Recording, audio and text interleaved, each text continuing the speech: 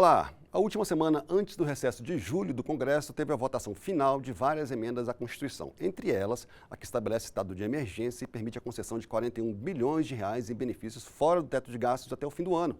Mas teve também a inclusão na Constituição do piso salarial da enfermagem e do dispositivo que proíbe a criação de despesas para estados e municípios sem que haja fontes de recursos. E a aprovação da lei que vai orientar o orçamento do ano que vem, sem a obrigação de liberar recursos para as famosas emendas do relator do orçamento.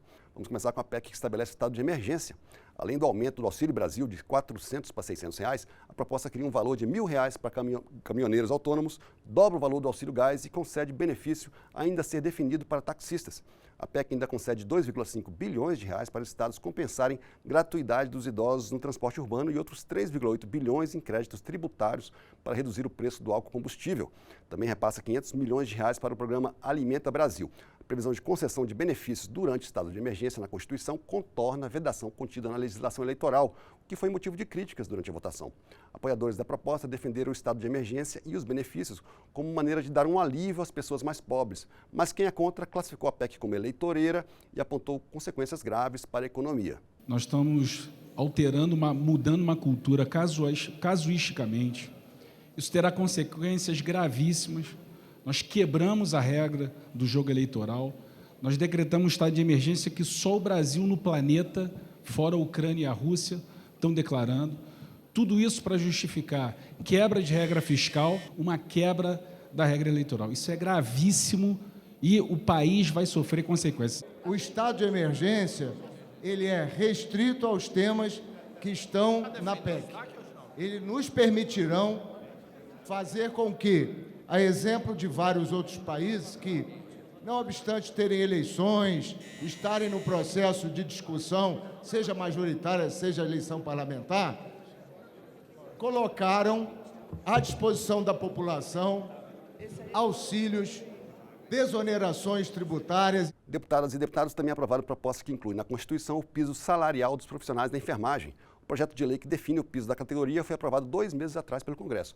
Mas tornar isso constitucional foi considerado uma maneira de evitar questionamentos jurídicos. Isso porque a Constituição estabelece que projetos de lei sobre aumento da remuneração de servidores públicos só podem ser propostos pelo presidente da República. E o projeto que definiu o piso foi apresentado pelo senador Fabiano Cantarato.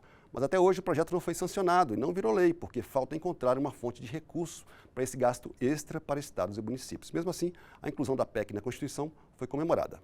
Profissionais esses que sempre dedicaram a sua vida a todas as ações e serviços de saúde, que estão presentes da gestação, ao acolhimento no parto, até, lamentavelmente, quando a gente não consegue entregar o paciente curado ou recuperado.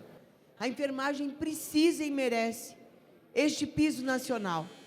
A enfermagem teve, sim, mais visibilidade na pandemia, porque esta luta é uma luta de mais de 30 anos. Outra PEC, também aprovada pelo plenário, proíbe a criação de despesas para estados, Distrito Federal e municípios sem definição de fontes orçamentárias. A proposta é defendida por prefeitos e governadores de todo o país. O acordo que permitiu a aprovação da medida envolveu o compromisso de que ela só entraria em vigor depois de promulgada a PEC do piso salarial dos profissionais da enfermagem. Isso para evitar que a limitação impedisse a concessão dos reajustes para a categoria. O acordo foi avalizado pelo presidente da Câmara, Arthur Lira, depois de vários deputados manifestarem preocupação com o assunto. Nós votamos o PL da enfermagem, nós votamos a PEC 11 da enfermagem, nós não temos fonte para pagar o piso da enfermagem ainda. Então, isso é um problema que temos que resolver. Essa PEC ela não proíbe votações de piso, ela só cria uma regra para que o Congresso tenha cuidado de prever as matérias que nós vamos votar com antecedência, colocando no orçamento as previsões orçamentárias para arcar com aquelas despesas. E teve mais uma PEC aprovada, a que limita os recursos a serem analisados pelo Superior Tribunal de Justiça. A proposta cria um filtro que exige a demonstração de que o recurso é relevante. Só recursos que tratem de determinados tipos de ações serão aceitos automaticamente por já serem considerados relevantes de antemão. É o caso de ações que contrariam a jurisprudência do STJ, ações penais, ações de improbidade administrativa, as que têm valor de causa acima de 500 salários mínimos e as que possam tornar o réu inelegível. Essa PEC da relevância, ela é muito importante porque ela colocará um filtro para a admissibilidade dos recursos especiais. Hoje, os ministros do STJ recebem, cada um deles, 10 mil novos processos por ano. Será desafogado o trânsito de processo no STJ, fazendo com que a jurisdição, a prestação jurisdicional seja célere. Todas essas PECs, com exceção da que proíbe a criação de despesas para estados e municípios sem fonte de receita, foram promulgadas pelo Congresso Nacional e estão valendo. O Congresso também aprovou a Lei de Diretrizes Orçamentárias, a LDO, a lei que define as metas e prioridades que vão orientar a elaboração do orçamento do ano que vem. A LDO prevê para 2023 um salário mínimo de R$ 1.294, o que não representa aumento real e apenas corrige o valor atual pelo INPC. Esse valor, porém, terá ainda que ser confirmado pelo governo até o fim do ano por meio de uma lei específica. Além disso, estima um crescimento de 2,5% do PIB e uma inflação de 3,3%. Mas os debates durante a votação trataram principalmente das emendas do relator, conhecidas como RP9, que no texto inicial do relator, senador Marcos Duval, seriam impositivas, ou seja, seriam executadas obrigatoriamente pelo governo. O relator retirou o trecho que tornava essas emendas impositivas, a partir de um acordo com a oposição e partidos aliados do governo. O acordo envolveu a votação da LDO antes dos vetos presidenciais que trancavam a pauta. Essas emendas foram muito criticadas em plenário. Muitos deputados apontaram que elas não tinham transparência e que não era possível saber quem indicou a maior parte dos recursos transferidos. Mas muita gente discordou. Aqueles que falam em orçamento secreto, que falam em caixa preta, não têm domínio sobre as ferramentas tecnológicas que nós temos na Comissão de Orçamento, onde lá já constam todas as indicações, a destinação dos recursos, define que obrigatoriamente na transparência prevista na LDO contemplará o nome do parlamentar que indicou, ainda que a indicação seja feita por um ente público ou por alguma organização da sociedade civil. O que causa mais estranheza é que a gente está falando, no período de 2 anos, 20 e 21, de 36 bilhões de reais. 36 bilhões. E somando as planilhas das respostas, a gente só chega a 10, 11 bilhões. Aonde estão os 26 bilhões? Então, eu gostaria de fazer um apelo aqui para a gente trazer fatos, trazer números, os dados são públicos. Na mesma sessão em que aprovaram a LDO, deputados e senadores votaram mudanças em destinações de recursos do orçamento de 2022. Em um desses projetos, a oposição conseguiu impedir que recursos do Fundo Nacional de Desenvolvimento Científico e Tecnológico, o FNDCT, fossem transferidos para outros fins.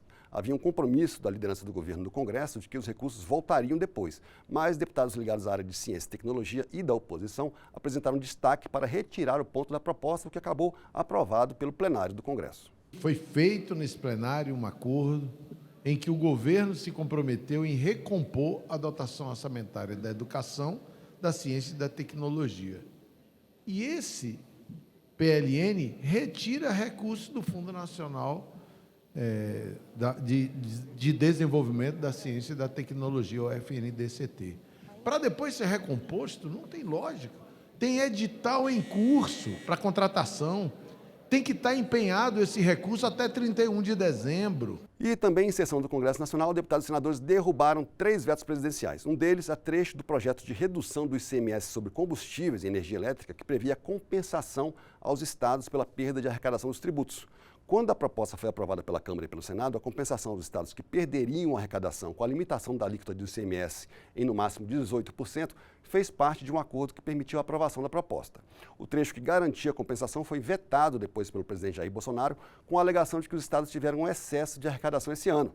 O acordo para a derrubada dos vetos envolveu também o adiamento para agosto da votação de outros 3 vetos que trancam a pauta do Congresso. Um deles trata dos crimes contra o Estado Democrático de Direito, a legislação que revogou a Lei de Segurança Nacional.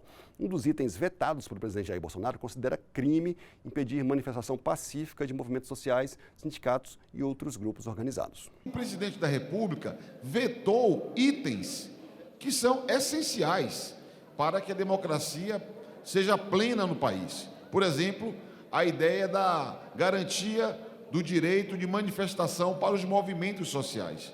Não há democracia sem luta popular, sem que a sociedade, os movimentos sociais, os sindicatos, o movimento da juventude, dos estudantes, enfim, todos possam expressar as suas opiniões. A Câmara também aprovou moção de louvor aos profissionais de enfermagem do Hospital da Mulher do Rio de Janeiro, que reuniram provas e denunciaram o estupro cometido por um médico anestesista durante um parto. Graças à iniciativa, o médico foi preso em flagrante e a polícia apura se ele cometeu outros crimes parecidos. Além da moção de louvor da Câmara, a equipe de enfermagem responsável pela denúncia também recebeu um voto de aplauso do Congresso Nacional. Quem pediu esses reconhecimentos oficiais à equipe foram as deputadas Carmen Zanotto e Soraya Santos. E esses foram os destaques do plenário da Câmara e do Congresso na última semana antes do recesso parlamentar. A gente se vê em agosto. Até lá.